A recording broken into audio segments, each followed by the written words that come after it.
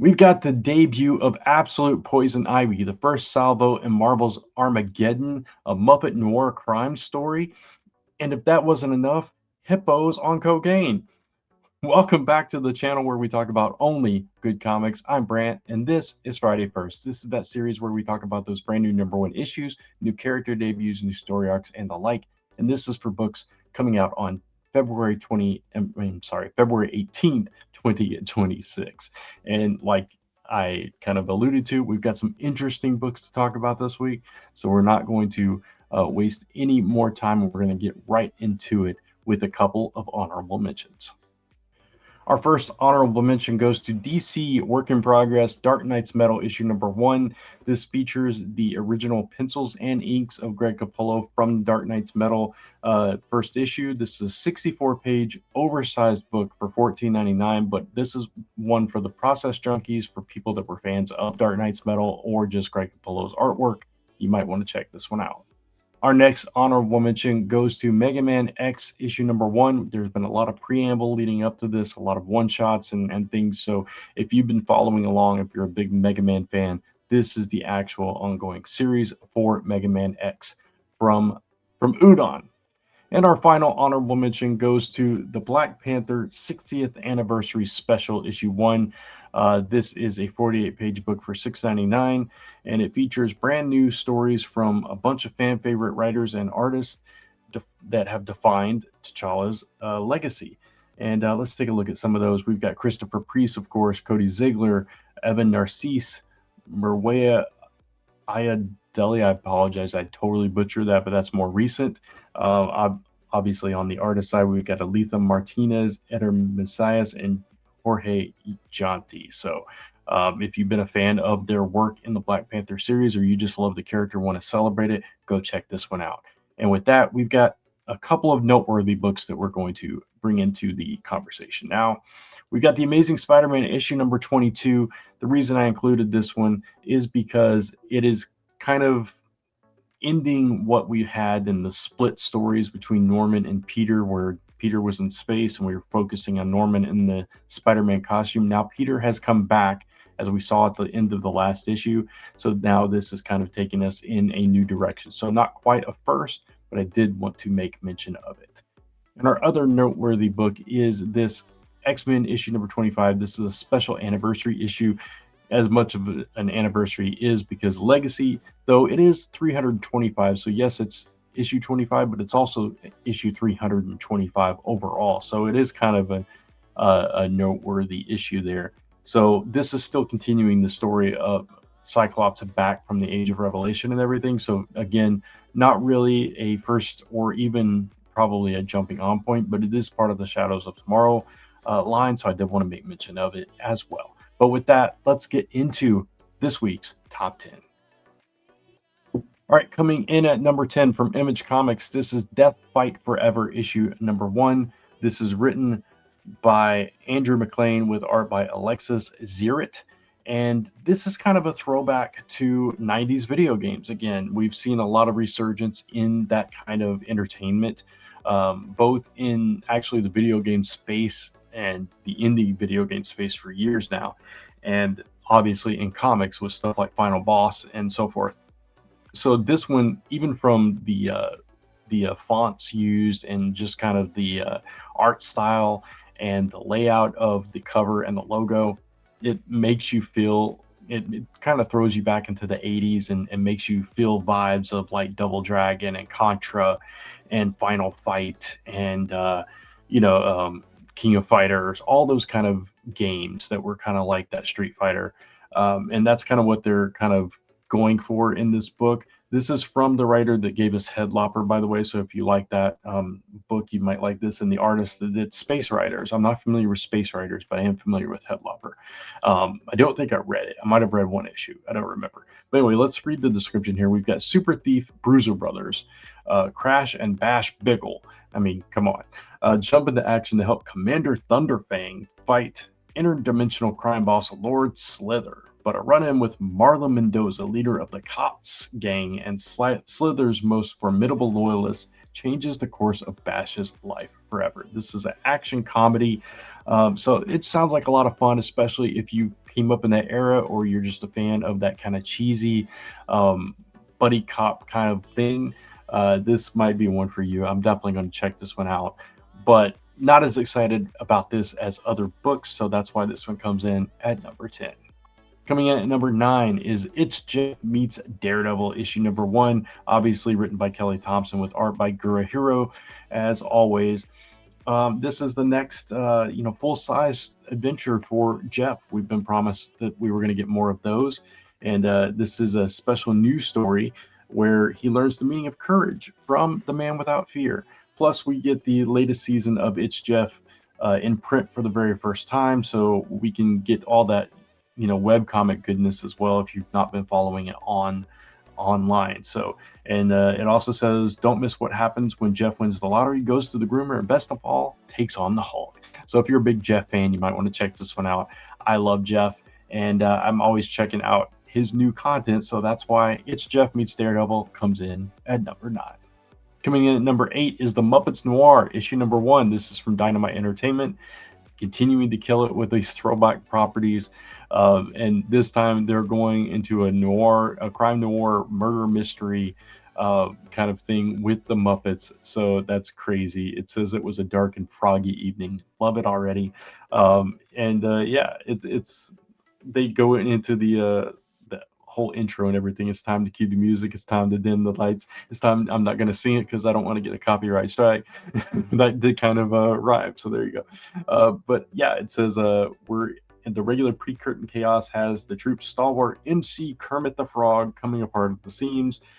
He's trying to de-stress, and he gets into this old detective novel of his. So I guess in his mind, they're playing out this murder mystery from this hard-boiled detective story that he loves.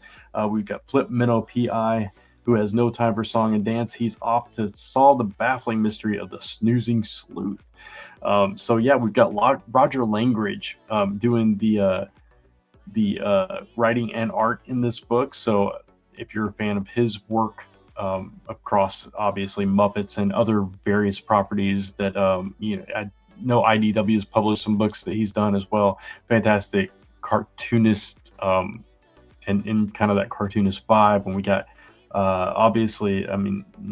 but also guest artist Declan Chauvet doing some cover art. We've got a deluxe mystery blind bag. So all this fun stuff. If you love the Muppets, you want to check this one out. 32 pages, $4.99. And that's why the Muppets Noir issue 1 comes in at number 8. Coming in at number 7 from DC Comics Vertigo imprint is End of Life issue number 1. This is from Kyle Starks and Steve Pugh, the team from Peacemaker Tries Hard. So if you were a big fan of Peacemaker Tries Hard, which I thought it was really fun. I haven't read a whole lot of Peacemaker stuff prior to that, but I really enjoyed that series. And I've enjoyed other stuff that Kyle Starks has put out recently. So if you, like me, are a fan of that kind of content, you might want to check this out. 40 pages for $3.99.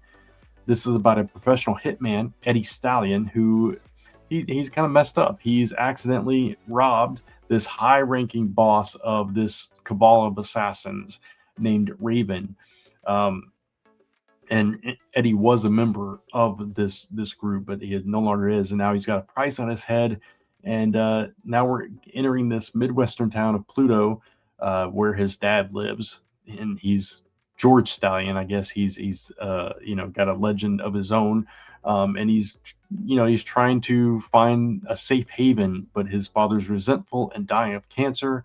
And his old friends are looking to take out the bounty on his head. Typical kind of stuff when you find yourself in that position. We've seen kind of TV shows and movies in similar plots, but it's going to be all about the characters. Kyle Starks does pretty good characters for me, add a little cheek in there. So sounds like a fun time to me, and I'm going to check it out, and I hope you do too. And that's why End of Life issue 1 comes in at number 7. Coming in at number 6, mentioned it at the onset of the show, the Florida Hippopotamus Cocaine Massacre, issue number 1. This is from Mad Cave Studios. Obviously, this is kind of right in their wheelhouse. They do some strange and interesting stuff, but usually good stuff. And this is a 32-page book for $4.99, written by Fred Kennedy with art by James Edward Clark. So let's read a little bit about what's going on in the Florida Hippopotamus Cocaine Massacre. And obviously we're in an era where we had Cocaine Bear and things like that. So this is right in that vein, I'm assuming. But Disco Hippo Wonderland is the number one amusement park in Flamingo City. Few realize its corpulent owner, John's Major Discal, is about to release the most potent drug ever created, Coke 45. Fortunately for humanity, Agent Clark, Nebraska, is on the case. She'll bring down Discal come heck or high water. That was the plan until her undercover agent, Tico Sinacoza, was captured. And before she can rescue him, Mikkel, Tico's sexy loose cannon of an older brother, beats her to the punch, storming into the park with bullets flying. So obviously, things go awry from there. Discal dumps the coke into the hippo enclosure. They get a hold of it, and you can imagine what happens then, right? So you've got stampeding, coked up hippos running through this amusement park. That's crazy. So it sounds like an interesting, high octane, kind of 0 to 60 kind of storytelling. Could be really fun. It could be crazy. I don't know. But that's why the Florida Hippopotamus Cocaine Massacre, issue number 1, comes in at number 6. Coming in at number 5 from Image Comics, we've got White Sky, issue number 1. This is written by William Harms with art by Jean-Paul Mavinga. And it says, 5 years ago, the sky turned white and the world ended. Violet and her father David are forced out of hiding and flee towards the ruins of San Francisco where they believe they'll be safe. But in this haunted world ruled by ghosts, no place is safe. So a lot of mystery and a lot of intrigue behind what exactly happened. The cover even depicts it. Love the negative space behind them, kind of showing what their world is kind of like. So the sky just goes white and everything ends, and we're left with, I guess, a supernatural kind of environment where some people survived. Don't know if it was like the rapture or if it was just like nuclear fallout. We don't know what happened. So we're going into this with a lot of questions. It's going to be interesting to see how they approach it. If it's going to be a Walking Dead kind of vibe, but in a supernatural, ghostly instead of zombie kind of world. So it could be really interesting, and I'm really intrigued by this. So that's why White Sky issue 1 comes in at number 5. Coming in at number 4 from IDW is Smile for the Camera issue 1. This is a 36-page book for $4.99. Sorry, getting a little tongue-tied. Let me take a drink here. And this is written by Hannah Rose May, who did Rogues Gallery for Image, and most recently Guy in the Chair at Dark Horse. Both great books. I liked Rogues Gallery a little bit better, but I'm always paying attention because of Rogues Gallery and how much I love that book. I pay attention every time I see Hannah Rose May's name pop up. And so now we're following her into yet another genre and another publisher with another interesting tale. And this one is Smile for the Camera. So I loved it.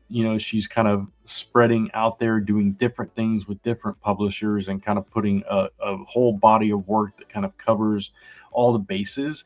And I love to see creators kind of branching out like that. So I'm really curious about this one. So in this one, we've got it's Fashion Month in 2005. So it's set 21 years ago.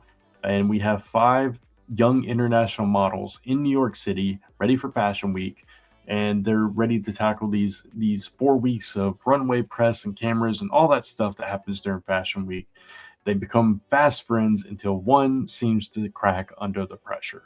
And she is affected by this entity that is bent on destruction and pain and seeks to destroy lives through horrific visions, but nobody knows this.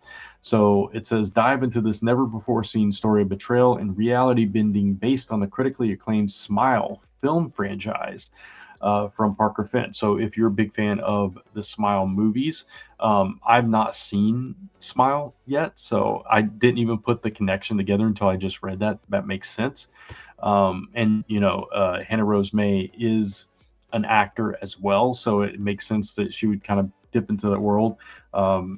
She's also behind The Exorcism of 1600 Pin, and the artist Mariana Puglia from Disney Villains Cruella de Vil and Disney Villains Maleficent. So if you like the art style in those books, you might want to check this out.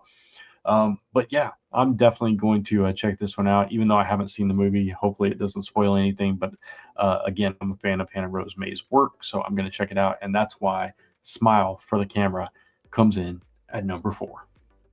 Coming in at number 3 is one I'm actually kind of hesitant about a little bit. This is Generation X-23 issue number 1 from Marvel, but I'm also excited about it. So first of all, 32 pages, $4.99, part of the Shadows of Tomorrow kind of branding on the X books right now. This one is written by Jody Houser, who I'm a fan of, with art by Jacopo Camagni. Man, I'm sorry. I apologize for mispronouncing your name there. But anyway, the one thing that does have me excited about this and gives me some hope is that we have X-23 and Gabby on the cover here. And it's been a while since we've had a book where the two of them are together. And that excites me because it brings me back to the all-new Wolverine Tom Taylor run. And I love that run. And I love to see these two together as sisters. The thing that I'm not so pumped about is that we're doing content that we've done many times and just about every miniseries that Laura Kinney has. It goes back to the clones and it goes back to her beginnings. And every writer seems to kind of dip into that period, that time period of hers, where there's so much more to this character than her past. And I don't love that we just keep revisiting it, even if it is in different ways. That's my only drawback to it. But at the same time, again, I like the writer. I love the combo of these two, and I have more positive hopes for it than I have kind of not so positive reservations about it. So I'm going into this with an open mind and hoping that it's as good as I hope it will be. But let's see. She was brainwashed from birth to be the ultimate assassin, as we all know. That's her history. But that's behind her. But obviously not, because she keeps coming back to it, as it even alludes to here. Laura and Gabby encounter someone who seems to be their long-lost friend. The harrowing plot they uncover will turn their worlds upside down. The next generation of X-subjects is here, and they follow in the deadly footsteps of X-23, featuring a host of new heroes and villains. Some of them could be throwaway, but maybe we'll get something that sticks. So just in case there's spec buyers watching this show, you might want to pay attention to that. Generation X-23 have a surprise in store for the Wolverine. So if you're a fan of Laura Kinney and Gabby together, and you like Jody Houser's writing, you're just excited about Laura getting a book again, whatever the case may be, you might want to check this one out. I'm excited for that reason, all the reasons that I explained previously, and that's why Generation X-23 comes in at number 3. Speaking of Wolverine, coming in at number 2 is Wolverine Weapons of Armageddon issue number 1. This is really the first book, aside from Captain America, which is kind of building the story up, that kind of dives us into Armageddon, right? And this is a 32-page book for $5.99, written by Chip Zdarsky, who's kind of the architect behind this event, with art by Luca Maresca. And so this, obviously, from the cover, we see Wolverine holding Captain America's shield, battling. Oh God, what's his name? I can't think of his name. What's his name? Nuke. I wanted to call him Nomad for some reason, but yeah, Nuke. I see it in my head. I know the character. I'm familiar, obviously history with Captain America, but this is really the first salvo in this Armageddon story. It says, when an old acquaintance drags Logan into the search for a new abducted mutant subject, the terrifying methods of the defunct Weapon X program are revealed to be alive and well. I wonder if there's going to be any tie-in into the Generation X-23 story here, because of similar elements here. Again, going back to the Weapon X project with Wolverine as well. As Wolverine follows the scent of the feral Tyler and the scent of his own trauma, he finds himself in a deadly race against a super soldier creating corporation called Prime Warrior, which has just hired a very familiar face, the fully armed and upgraded Nuke. So they claim this is the biggest Wolverine story in years. So this apparently, Armageddon is going to be very Wolverine centric. So I'm pumped up for this event. I'm not totally, all out excited. Can't wait for it like I was for DCKO or anything. But I am I'm anticipating it, I guess is the best word to use. I'm looking forward to it. So far, so good, positive. There's a lot of positive things about it going into it. I'm reading Captain America right now. I haven't read it from the beginning, but I started picking it up when they started leading into this event. So yeah, I'm tentatively excited, I guess, or cautiously optimistic, I guess is the right term to use here. But I think this is going to really define what the story is going to be like, and I'm really curious to see how this issue kind of frames this event. So for that reason, I'm excited. Obviously, the full event doesn't happen for 4 months, as it says on the top of the cover there, but still, I'm going in open mind, and hopefully we'll have a great time. And that's why Wolverine Weapons of Armageddon issue 1 comes in at number 2. And coming in at number 1 is, as if you haven't guessed it already, Absolute Batman issue number 17. And the reason being because this is the debut, the premiere of Poison Ivy. Pamela Isley has been unleashed from the Arkham facility, and she's looking for revenge on Gotham City. And Batman hunts her down, but he's got to survive a labyrinth of leveled horrors, one more gruesome after the next, as he tries to save the city from a monster it created.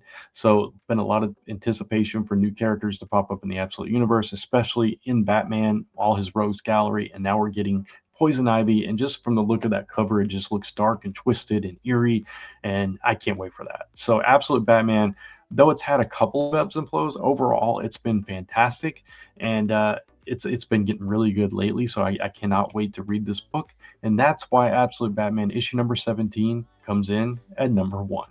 And there you have it. That is our top 10 for this week's Friday 1st. I hope you enjoyed it. Let me know in the comments below which of these books or any other first issues that you're really looking forward to this week. If you're not getting any first issues, let me know what you are picking up. I'd love to hear it. And also, if you want to hear my thoughts on all the comics of the week, you can check me out on Comic Book Weekly every Tuesday night. You can get to there either by searching Comic Book Weekly on YouTube or go to cbwpodcast.com. That'll take you right there. And it's myself, Mike Spiderslayer from Comic Book Corner 2.0, and Kat from Comic Uno. We get together every week and talk about the biggest books of the week and our top 5 and some most anticipated, some comic news. It's a good time. Nearly 2 hours of content every single week. So a lot of fun there. So definitely check that out for more thoughts. And my Jumping On Point series is finally coming. It's going to be next week. I'm going to debut it, and it's going to be about Iron Man. So come check it out. I've kind of decided to go a different direction with the format for it, but I think it's going to be a fun show. It's going to be a shorter show, and it's going to focus on jumping on points. So I hope you enjoy that series. Working on some other content for the channel as well. If you like this video, please give it a thumbs up. It really does help the channel, and it makes my day. Of course, also hit that subscribe and notification bell if you haven't done so already, so you don't miss any of the content or the new shows coming up on the channel. Of course, you can follow me across social media at OnlyGoodComics, or type in onlygoodcomics.com to take you right back to this YouTube channel where we talk about only good comics. Until next time, thanks for watching. Take care, keep reading those comics, and I'll see you soon.